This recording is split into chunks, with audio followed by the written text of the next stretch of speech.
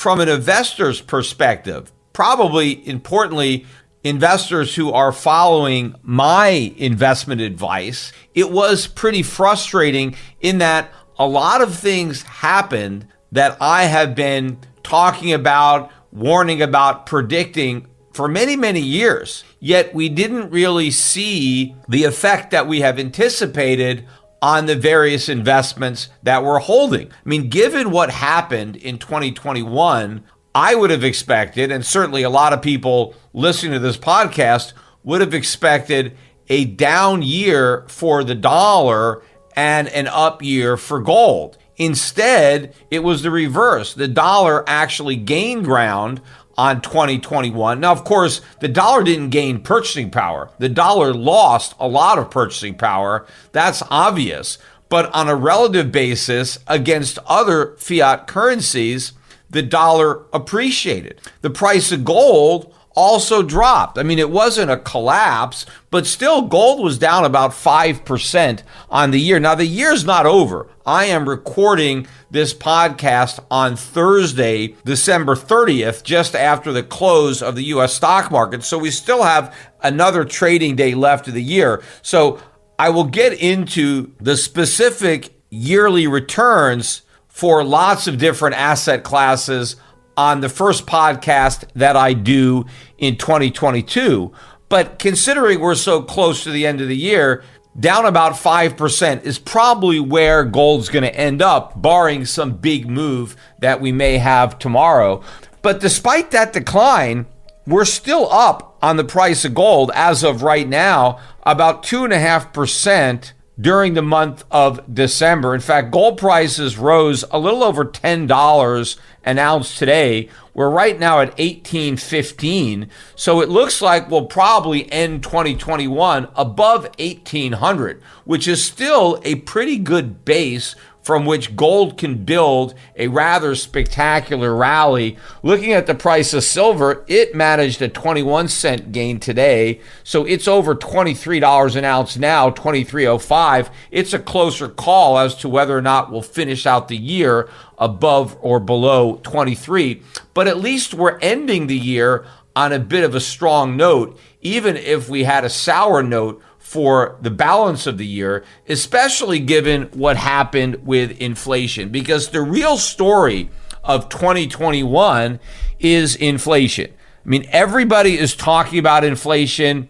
You hear it constantly on the news. Business news is talking about it, but all the news stations are talking about it. It's not just a financial story that you might hear about on CNBC or Fox Business, but it's everywhere. It's on ABC, CBS, NBC, Fox News. A lot of the stories are about inflation. And of course, a lot of the criticism that is being leveled at Biden has to do with inflation. In fact, one of the reasons that Biden is so unpopular and why his Fable rating has collapsed more than any modern president in history is specifically because of inflation.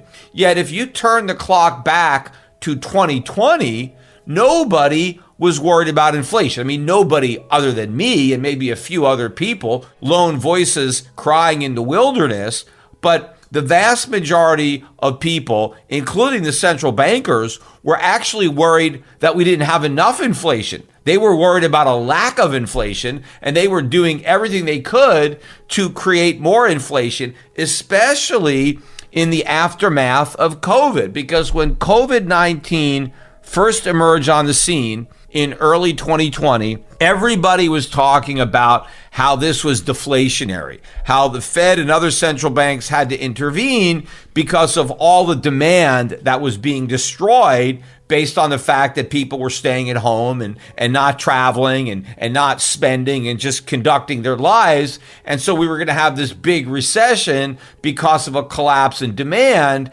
and governments and central banks needed to do something to prevent this huge recession and to try to prevent consumers from hunkering down and not spending, because after all, we need consumers to spend because that's what supposedly drives the economy. And so everybody was concerned that we wouldn't have enough spending.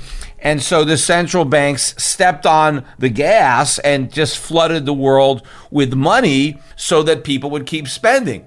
Before we continue, help us clicking that YouTube like button and subscribe now to our channel. This shows the algorithm that you valued this information. And it helps us spread that message. Sharing is caring. And now I have bad news for you.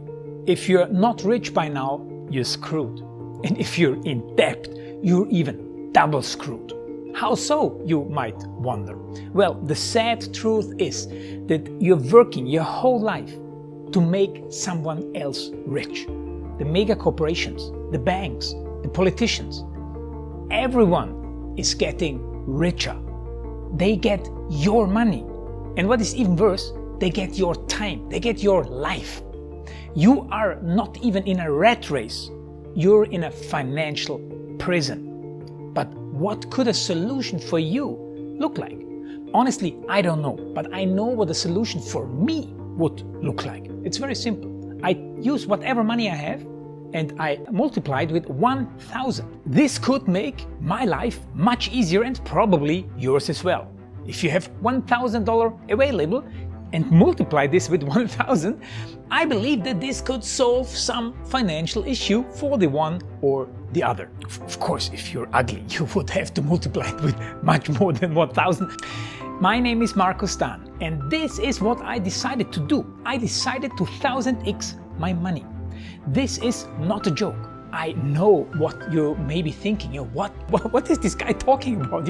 How should this work? This is not possible. Well, I made a detailed video where I laid out my plan. And some clever folks might even want to look at this plan and copy it and do exactly what I do. This is just a little hint on the side.